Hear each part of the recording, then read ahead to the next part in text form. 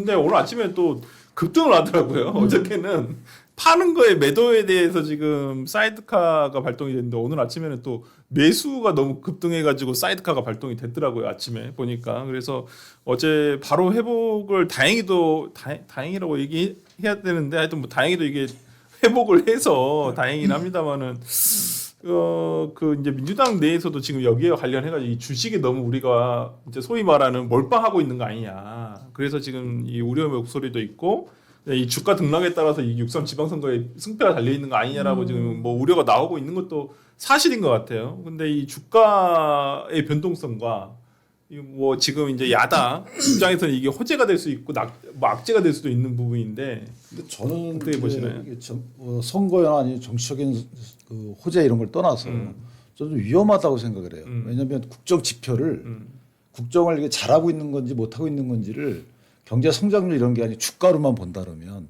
되게 위험한 거죠. 그러니까 주가 변동성이 우리 같은 개방 경제 하에서 특히나 이번 보면 유가 종속적인 우리 경제 구조잖아요. 그렇죠. 그러니까 유가에 관련된 위험한 그 어떤 상황이 벌어지면 급락했다가 또 뭐 좀 올라갔다가 이게 변동성이 너무 크다는 거예요.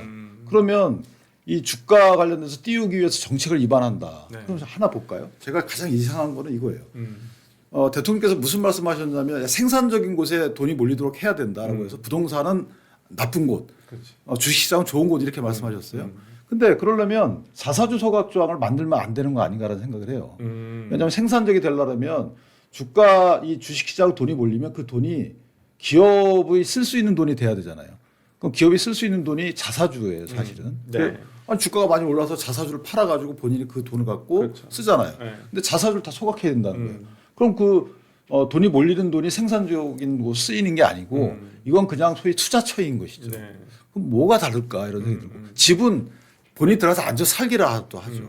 근데 주식은 그렇지 않잖아요. 네. 그러니까 이게 주식이라는 것은 종속적인 변수가 돼서 이게 뭐 경제가 견고하고 우리가 이 정치를 잘해가지고 주가가 올랐구나 부수적인 현상이 돼야 되는 거잖아요. 근데 이게 오로지 목적이면 안 된다는 건데 지금은 민주당이나 아니면 대통령께서는 약간 목적성을 갖고 주식시장을 바라보고 있다. 네. 그럼 뭔가 이상하지 않는가 이거예요. 이 국민들도 대통령께서 투자하고 대통령이 저렇게 정책을 다 위반하고 하니까 안심하고 투자하겠죠. 근데 대부분 ETF예요. 그렇죠. 특정 종목에 투자하는 게 아니고 이 이제 주가 지수 갖고 하는 거란 그렇죠. 말이에요. 이게 뭘까 저는 개인적으로 그런 측면에서 제가 바람직하지 않다 이렇게 말씀드립니다. 의원님 어떻게 보시나요? 이번 얘기 득과 등락. 요번에 이렇게 갑자기 올라가는 거는 네. 미국하고 이란하고 정보 당국이 지금 뭔가 대화를 하기 시작했다 그러니까 그러면은 다시 전쟁이 곧 종식될 가능성도 있겠다라는 심리도 반영이 되는 데다가 또 지금 이재명 대통령이 뭐 시장 안정 프로그램 그래서 100조를 이제 풀겠다는 거 아니에요? 이미 풀었나?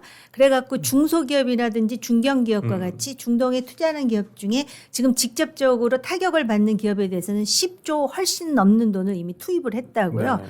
근데 지금 정권으로서는 이 주가가 떨어지면 여기 6,000피 가지고서 지금 지방선거도 다 이겼다고 생각을 하는데 네. 이렇게 한국은 원래 무역으로 먹고 사는 나라고 대외 의존도와 경제적 상호 의존 속에서 하기 때문에 그런 마인셋이 있어야 되는데 이재명 대통령은 굉장히 다른 정치인에 비해서 머리가 빨리 돌아가는 측면도 있지만 본인이 다 하는 건 아니잖아요. 네. 그러다 보니까 이제 이러한 그 일들이 생기는 거죠. 사실은 그 우리나라 주가가 그동안 평가절하됐다라는 말을 많이 했었어요. 그렇죠. 그래서 네. 5천까지 올린다라고 대통령이 공약을 했고 그거를 공약을 실천했다라는 거는 인정할 만해요. 그리고 그 와중에 뭐 상법 개정을 통해서 어쨌든 글로벌 기준으로 만드는 거 제가 알기로는 자사주 소각도 그거의 일환이거든요. 그런 점에선 평가할 만한데 당장 중동에서 전쟁이 나면 원유 한 방울도 안 나는 우리나라의 경우는 원유에 지금 그 수입을 그렇죠. 해야 되는 것이고 또 그런가 하면은 수입을 하려면 홀무즈 해입을 통해서 다 들어와야 되는데 지금 그것도 안 되고 석유화학이 대한민국이 또 굉장히 발전한 나라인데 그거에도 지장이 있고 또 사실 우리가 중동에 돈 많은 나라들이 많기 때문에 반도체라든지 자동차라든지 여러 가지 투자 협조가 있는데 그런 게 지금 그러니까요. 스탑이 되니까 주식에 영향을 미칠 수밖에 없죠. 그런데 지금 아까 변호사님 말씀하신 게 맞아요. 그런데 마치도 경제 성장률 뭐 이런 게 아니라 오로지 코스피 지수만 가지고 그러니까요. 이 경제를 이게 하나의 단어가 된다라고 보는 거는 어떻게 보면은 단견이죠, 단견. 그래서 제가 볼 때 만에 하나라도 그래서는 안 되겠지만 전쟁이 장기화야 되잖아요. 그러면은 유가 올라가죠. 그러면 물가 올라가죠. 인플레죠. 그러면 아마 부동산 값은 저렇게 어거지를 안 써도 떨어질지 모르겠어요. 그렇기는 하지만은 우리 민생은 사실 주식에서 재미 본 사람 외에는 굉장히 어렵거든요. 맞아요. 그러면 이게 이제 선거에 반영이 되겠죠. 당장 지방선거는 아니겠지만. 근데 이제 또 하나는 역대 진보 정부에서는 항상 이 본인들이 추구해야 될 지표를 불평등 지수, 네. 성장률과 불평등 지수 이런 거에 많이 관심을 뒀는데 물가 모든 정보가 물가죠. 근데 이 주가가 이렇게 뛰는 이유 중에 하나는 물가도 있어요. 맞아요. 이 주식 시장을 저희가 실물 경제로 보기 때문에 네. 그래요. 그러니까 주택 가격도 뛰고 이것도 뛰고 물가도 뛰고 다 뛰는데 주식 가격 때문에 물가는 지금 묻혀 있어요. 그러니까. 서민들은 이제 장에 가면은 저는 식당 갈 때마다 느끼거든요. 물가 뛴다는 걸. 맞아요. 근데 정부가 왜 물가에 대한 말은 회의에 잘 나오지도 않아요. 그러니까 주가가 올라가면 다 붙이는 거냐? 주가가 인플레이션의 하나의 영향일 수도 있는 거예요. 어느 정도는. 그러니까 이런 측면에서 보면 좀 서민 생활과 밀접한 다른 지수와 관련된 대통령의 관심도 좀 필요하지 않을까. 관심 갖고 계시겠지만 나에 관심 있어라고 이 국무회의 때 얘기하시면 해당 강요가 각성할 거 아니겠어요.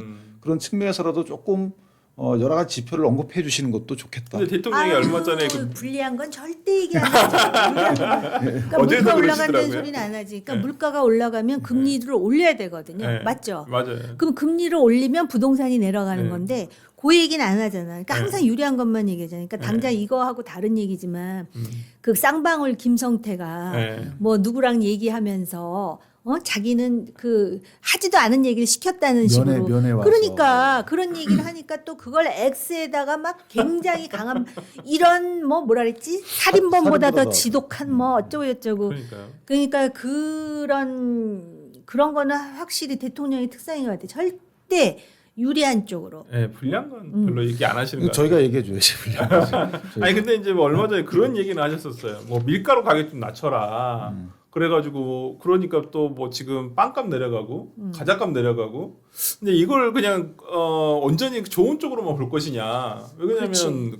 정부에서 이 물가 조절을 기본적으로 정책을 통해서 해야 되는데 기업에게 짜내기식으로 한다는 것이 이게 맞는 것인가? 또 그러니까 또 파리바게뜨 SPC 같은 경우는 바로 또 빵값을 좀 내리긴 했어요. 실제적으로 내리긴 했는데. 아니 우리가 무슨 계몽군주 치하에 사는 것도 아니고. 그러니까. 아니 나 생리대 얘기까지 하는데 아주 민망해서. 진짜 좀 그런 부분은 대통령이 조금 기존의 어떤 그 가지고 계셨던 좀 그러니까 그런 특징이신 것 같아요. 시민들이나 국민들에게 어떤 바로 즉각적으로 이렇게 반응할 수 있는 것들을 짚어서 얘기해 주시는 건 있는데 그게 이제 조금 거시적인 관점에서 봤을 때는 과연 그게 한국 경제의 어떤 펀더멘털이라든지 체력을 키우는 데 도움이 될 것이냐. 그리고 국민들이 어찌 보면 그걸 소위 말하는 낙수 효과, 그걸 이게 효과를 바로 받는데 도움이 되나라는 조금 그런 의문을 가지신 분들도 굉장히 많으신 것 같더라고요. 의견이. 더딘 그 어떤 시스템의 작동을 통해서 이게 조정돼 가고 있는 이런 것들을 참기 어려운 거죠. 대통령께서 그런 것 같아요. 계곡 정비 맨날 말씀하시잖아요. 네. 계곡 정비는 잘한 거지만 굉장히 특수한 경우예요. 그렇지. 그러니까 대통령이라는 자리는 그 수많은 그러니까 5천만의 국민의 이해관계를 조정하는 거거든요. 그게 어떻게 일도양단이 되겠어요. 네. 근데 항상 보면 누구나 다 싫어하는 걸 딱 잡아내죠. 상정하는 돈키호테가 풍차를 상대로 싸우듯이 네. 상정하는 거예요. 그런데 투기꾼 나쁘죠. 이 투기꾼이 누군가 따져봤더니 1가구 1주택도 투기꾼이라는 거잖아요. 네. 비거주라고 붙었지만 네. 그러니까 투기꾼이라는 건 나쁜 건 다 알아요. 그런데 이게 투기꾼을 들어가 보면 없어 이런 거죠. 그렇게 되면 사실 이게 이해관계 조정이 왜곡될 수가 있다는 거예요.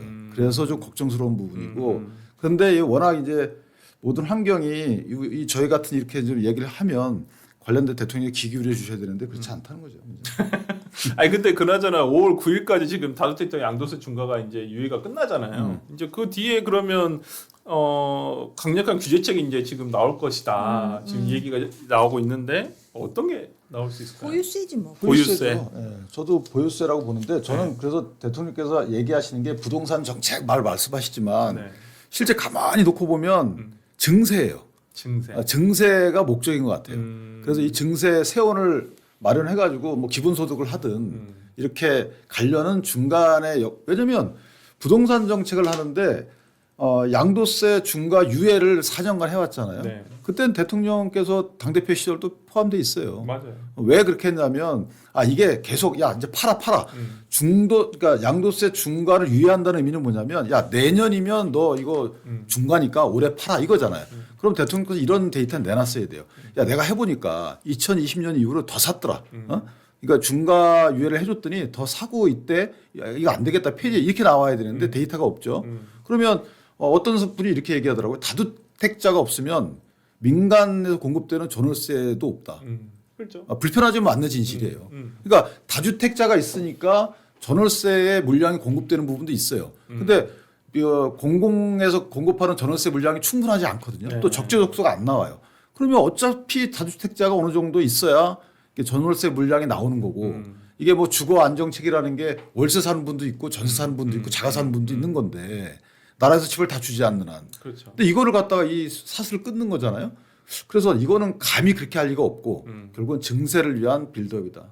의원님 아까 이제 회의적이시라고 하셨는데 어떤 부분이 특히나 이렇게 회의적인로 생각하는 뭐 부분이 다른 거보다 그 어쨌든 부동산이 문제라는 문제 의식은 초당적이죠. 여야가 따로 없어요. 그리고 어찌됐든 이 문제가 해소되기를 바라는데요. 저는 우선 통계부터 좀 봤더니 예를 든다면 좀 수도권이 문제인 거잖아요. 네. 지역에 가면은 오히려 분양도 안 됩니다. 집값은 더 내려가요. 어떤 분이 그 말씀 하시더라고요. 부산에 갔더니 서울하고 아파트 가격 차이가 너무 나더라는 거예요. 70년대만 하더라도 70년대가 뭐야? 80년대에도 서울, 부산에 그렇죠. 나름대로 그 나름대로 경제적인 기반이 잘 갖춰져 있어가지고 어느 지역에 살든 또 서울이라 하더라도 그러니까 강남이 생기기 전에 얘기라서 그랬는지 모르겠지만 그리고 지금 문제가 되는 거는 공급 부족이라는 거 아니에요 수도권에. 네.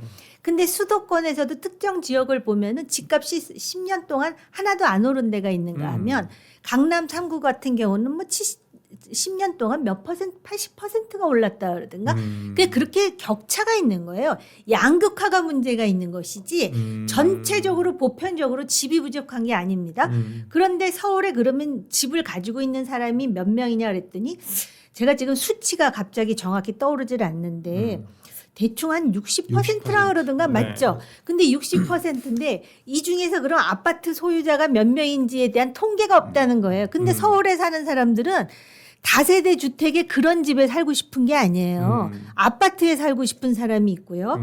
또 서울의 직장이라든지 여러 가지 문제 때문에 서울에 살아야 되는데 당장 내 집 마련이 어려우면 그 다세대 주택의 집에 아까 말씀하신 전월세로 들어가야 되는 거예요. 그게 어떻게 보면 대도시에 있어서 자연적인 현상일 수도 있어요. 뉴욕에 가보면 다 내 집 소유자가 아닌 거나 유사한 양태겠죠. 그래서 어떻게 보면 가장 급한 거는 내가 살고 싶은 정도의 어떤 그런 인프라를 갖춘 그런 집이 공급되기를 원하는 것이죠. 근데 왜 임대주택이라든지 청년 아파트라고 이렇게 길 가다 보면은 있어요. 그 청년 네. 아파트 보면 무슨 공산주의 사회에 엄청난 대규모로 닭장같이 막 이렇게 그런 집에서 살기 싫다는 거잖아요. 그렇죠. 네. 그러니까 그런 수요를 생각해야 되는데 대통령이 워낙 영리하시다 보니까 지방선거에서 누구를 자극하면은 배 아픈 사람들이 시원해할 거라는 거를 너무나 정확히 아시는 것 같아요. 그러니까 다주택, 그다음에 농지를 갖고 있으면서 농사 짓지 않는 인간들, 그다음에 주가 조작, 그런 사람들 다 처벌해야 되는데 과연 이것이 중장기로 볼 때 집 문제를 해결하는 그러한 어떤 그 뭐라 그럴까 만병통치와 같은 방안인가. 더군다나 시장 자본주의 사회에서 그러니까요. 그 공급이 사실은 그리고 공급도 저런 지역은 굳이 강남에 가서 살 필요가 없어 하는 지역에 제대로 된 인프라가 제대로 갖춰진. 근데 지금 공급에 대해서는 별로 얘기가 안 나오잖아요. 최근에는 얘기를 안 하시더라고요. 공급에 아예 대해서. 그러니까 뭐 저번에 뭐지? 뭐 어디 뭐 공공 부지 태는 뭐 몇 군데 있는데 네, 거기만 얘기하시고 그때 뭐 6만 가구인가 얼마 네. 하신다는 거잖아요. 근데 그것도 이미 이전에 문재인 정부 시절에 나왔던 얘기고 그거 재탕 삼탕이라고 국토부 장관이 네. 인정하지 않았습니까? 쉽지 않은 거고 재건축 재개발 관련해서 좀 규제 완화 하자는데 관련된 거는 또 특별히 관심을 안 두고 계시고 그리고 뭐 공공 개발을 하겠다는 거잖아요. 대장동식으로. 아유. 공공개발의 택지를 사실 이제 민간 그 시행사나 시공사한테 주면 개발해라는 건데 취지는 좋은데 그게 잘 안 되는 거죠. 그러니까 사실 공급책과 관련된 거는 좀 현실적이지 않다. 그러니까 지금 보면 서울에 그러니까 뭐 가장 문제가 되는 거 있는 게 이제 서울에 이제 집이 공급이 안 되고 있다는 거잖아요. 뭐 강남에다가는 하는데 지금 자체는 올해도 공급 계획이 거의 없는 걸로 지금 그게 알고 이제 있고. 오세훈 시장도 얘기를 하는데 문제는 뭐냐면 이 지도자가 어떤 마인드를 갖고 있느냐가 대단히 중요한 거예요. 그 당시에 박원순 전 시장 때 도시 재생을 했잖아요. 그렇죠. 이렇게 뭐가 재건축을 하는 게 아니고 그냥 거기에 리모델링도 아니에요. 주변에 주거 환경만 좋게 하는 거였죠. 그래서 그때 정비 지구로 지정된 거 재개발하려고 했던 게 해지했잖아요. 그 여파가 아직도 있는 거고. 그렇죠. 그러니까 저희가 이거는 뭐 진영에 따라 달리 접근할 부분이 아니에요. 의원님 말씀 주셨지만 인프라 좋은 데 살고자 하는 건 당연한 거고 그렇죠. 학령기 그 자녀를 둔 입장에서 보면 교육. 당연한 거예요. 네. 그래서 그런 부분은 조금 생각을 전환하셔야 되는데. 그러니까 누군가는 그러시더라고요. 농담 비슷하게 얘기하시던데 대치동에 있는 학원 하시는 분들 다 모아가지고 어디 지방으로 가게 되면 면세를 몇 년간 해주겠다라고 하면 오히려 교육 입장 솔직히 강남에 있는 소위 우리가 말하는 대치동이라든지 이런 데는 교육적인 부분이 크잖아요. 거기가 뭐 살기 뭐 환경 인프라도 크긴 하지만은 그래서 그런 부분도 저는 좀 고민의 어떤 해결점에서는 조금 대통령이 그런 고민을 하셨으면 좋겠다라고 생각이 드는데 지금 보면 전혀 그런 생각을 안 하신 것 같고 그리고 저는 오늘 아침에 뉴스 중에서 그 박주민 의원의 어떤 지금 서울시장을 네. 도전하신다고 네. 하는데 기사를 보니까 제 1호 공약이 한강버스 없애겠다. 이거 자기가 1호 공약이라고 하더라고요. 그래서 난 그것도 우습지만 네. 모 의원이 서울시장이 되면 그 옛날에 그 어디야 동대문 시장 있는데 그 왜 이란의 유명한 건축가가 설계해갖고 그거 예. 세계적으로 그게 저기 DDP, 예. 예. 그걸 없애겠다고 내가 잘못 들었나 했어요. 네. 그런데다가 지금 말씀하신 거 네. 있잖아. 학원을 옮기는 게 네. 어떠냐. 그 70년대 80년대 박정희 정부가 소위 이제 강남 개발을 맞아요. 시작할 때 강북에 사는 사람들이 귀뚱으로도 안 들었었어요. 예. 그때가 학교 옮겼죠. 예. 어렸을 때죠. 예. 그러니까 기억이 잘 안 날 것 같은데 거기 서울에 파락군이라고 있었어요. 그렇죠. 경기, 숙명, 휘문 이런데 예. 안 가려고 그랬어요 처음에. 예. 그래가지고 그 사람들한테 수많은 당근을 주고 마지못해 갔는데 거기가 지금 대박을 그렇죠. 치는 그런 상황이 예. 오거든요. 그래서 제가 볼 때는 지금 어린 친구들도 부족하고 앞으로는 공부 잘하고 뭐 그게 중요한 개념이 아니잖아요. 그러니까 학원을 만들더라도 AI라든지 문화라든지 뭐 이렇게 해가지고 그렇죠. 좀 머리를 써가지고 지역을 좀 저런 데 가서 살면 내가 그래도 당당하게 우리나라 사람들 참 이상한 게 이렇게 네. 만나서 좀 친해질 법하면 뭘 물어보는지 아세요? 뭐요? 어디 사시냐고 왜 물어봐. 아. 그 한국 사람들의 그 독특한 문화가 있다니까요. 근데 그런 거에 대해서 개의치 않는 그런 어떤 문화 코드를 만들면서 하겠다라는 그게 아니라 내가 5년 동안 지방선거 총선에 이겨가지고 내가 뭐 다들 정치인들이 그런 생각 정치권에 계시니까 조 의원님은 안 계세요? 나는 안 계시지. 네? 나는 왜요? 이미 나는 거의 은퇴한 상황이에요. 하여튼 참 뭐 대통령의 부동산 정책이 저도 이제 개인적으로는 뭔가 좀 구체적인 게 나왔으면 좋겠어요. 대통령이 X에만 SNS로만 이렇게 분위기를 그냥 한 번쯤에 올리셔가지고 분위기만 계속 이렇게 조장을 하시는 것보다는 정부의 공식적인 정책이 그러면 뭐가 나올 것인가 이걸 얘기해야 되는데 대통령이 띡 올리고 나면 뭐 어떻게 될 것이다라는 게 한마디로 심리만을 던져주는 것밖에 안 된다고 생각하거든요. 그래서 정부의 공식 국토부 교통부에 어떤 정책이 공식적으로 나오는지 좀 이런 게 좀 있었으면 좋겠다라는 생각이 좀 들어요. 아니, 근데 개인적으로는. 그 대통령께서 SNS를 그렇게 두 가지식으로 하면 안 되죠. 그러니까요. 아니 뭐 수기 과정 거쳐서 그 주무부처가 네. 막 공청회도 하고 이것도 해서 정책 위반하는 거잖아요.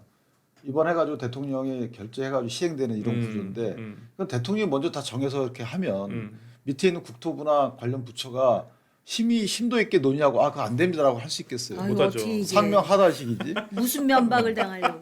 그러니까 지난번 공개 국정회의 할 때도 그러니까. 그렇게 면박을 주시는데 공개 안 했을 때는 아우 더 살벌할 것 같은데. 살벌하지. 네. 그래서 좀 그거 이게 일장일단이 있다고 저도 생각을 하는데 좀 대통령께서 이렇게 뭐 만기칠람식으로 이렇게 무조건 하는 게 옳은지 또 아니면 대통령의 관심 분야가 워낙 이제 다양하시기도 하고 그래서 그게 좋은 건지는 모르겠는데 여하튼 뭐 정치권에서는 근데 이 대통령의 부동산 정책이 이제 과연 선거 유불리에 있어서 어떨 것인가 국민의힘에게는 어떠한 유불리가 있을 것인가 국민의힘에 유리한 게 뭐가 있어요 지금.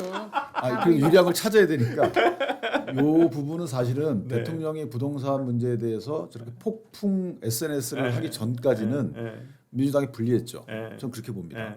그러니까 부동산 하면 진보 정부에서는 불리했어요. 맞아요. 근데 이거를 약간 그 뭔가 국면을 전환한 부분이 있어요.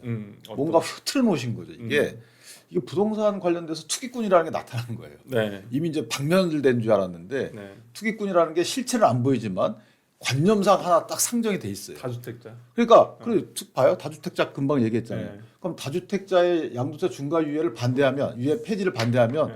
당신들 투기꾼 세력 편드는 거 이렇게 되는 거예요. 음. 그러니까 없는 이 관념 나쁜 사람 하나 해놨는데 그거 관련돼서 논쟁이 붙으면 갈등 구도가 생기잖아요. 네. 이 편을 들면 이거 국민을 위해서 편드는 거잖아요. 네. 근데 그 편들에 당신 투기꾼을 옹호하는 거네. 네. 역시 가진 자들을 위해서 이렇게 되는 거예요. 아. 이거 얼마나 좋은 선거 구도예요. 그렇죠. 그러니까 물론 바람직하지 않아 이런 부분. 근데 국민들께서 이거를 자세히 보고 유념해서 보고 판단할까요? 네. 저는 판단해야 된다고 보는데 네. 실제 정치 위반자가 네. 대통령 평론가가 아니잖아요. 네. 그 정치 위반자가 실제 데이터를 놓고 이렇게 흘러가고 있으니까 내가 이렇게 하겠습니다라고 국민께 이렇게 자신 있게 용기 있게 얘기하셔야 되는데 지금 대통령께서는 그렇게 나서시는 게 아니에요. 저 부분은 뒤에서 제가 잘못했어요. 제가 제 편이네요. 이거 제도 잘못했네요. 이거 하고 계신 거예요. 그럼 지금 대통령의 직위와 주어지는 권한을 사용하는 게 아니죠. 잘못된 거예요. 예, 좀 그런 부분에 있어서 좀 대통령의 통치 스타일인 것 같아요. 근데 그걸 막을 수는 없을 것 같아. 이제까지 뭐 어떻게 바꾸라고 할 이제 수도 그게 없고. 본인한테 나중에 화근이 될 수도 있죠. 지금 네. 권력 초기죠. 거기에다가 이제 아직까지도 그 허니문 그렇죠. 1년이 넘었는데 지지도가 높잖아요. 그런데다 또 국민의힘이 잘 받쳐주고 있죠. 저는 진짜 잘하길 바래요. 네. 제가 저의 그 뭐라 그래 친절히. 뿌리가 거긴데 네. 안 그렇겠습니까? 네. 그런데 그 사실은 여론조사를 보면 대통령의 지지도가 높지만 잘한 분야와 잘못한 분야의 부동산이 똑같이 나온다고요. 그런데 다주택자에 대해서 한마디로 딱 그 겨냥을 해가지고 말씀하신 대로. 근데 사실 다주택자가 여러 종류가 있어요. 그러니까 아마 대통령이 말하는 다주택자는 돈이 너무 많아가지고 저 강남 3구 용산 이런데 한 채씩 이렇게 여러 채 가진 사람을 얘기하는데 우리나라에 그런 사람이 몇이나 되겠습니까? 다주택자 중에 자기 있는 땅에다가 그냥 소박한 다세대 주택을 지었다든지 다가구 주택을 지었다든지 연립주택을 그 사람들이 지금 난리가 났대요. 이제 양도 이걸 다 팔아야 돼. 칸칸이 다 팔지 않으면 나중에 이제 양도세 중과로 그래서 뭐 안 심지어 팔려. 안 팔려가지고 10억 줄 테니까 내 집 좀 사가라 그러는 사람도 있다고 언론 제가 기사를 봤거든요. 근데 딱 다주택자 그러면 변호사님 말씀하셨듯이 있는 자 처단해야 될 자인 거예요. 그런 식의 어떤 그러니까 부동산 정책이라기보단 정치를 잘한 데다가 갑자기 정말 장동혁 대표의 뭐 6개 주택 사실 그 따져보면은 그렇지. 그런데도 불구하고 국민의 입장에서 생각해야 되는데 국민들이 그거 6채가 하나는 노모가 사시고 하나는 지분이고 이렇게 다 알잖아요. 그렇지. 그냥 뭉뚱그려서 하거든요. 그런데다가 활용점정은 그 똘똘한 자기 집을 어쨌든 지금 팔아서 계약이 됐다면요. 됐대요. 됐어요?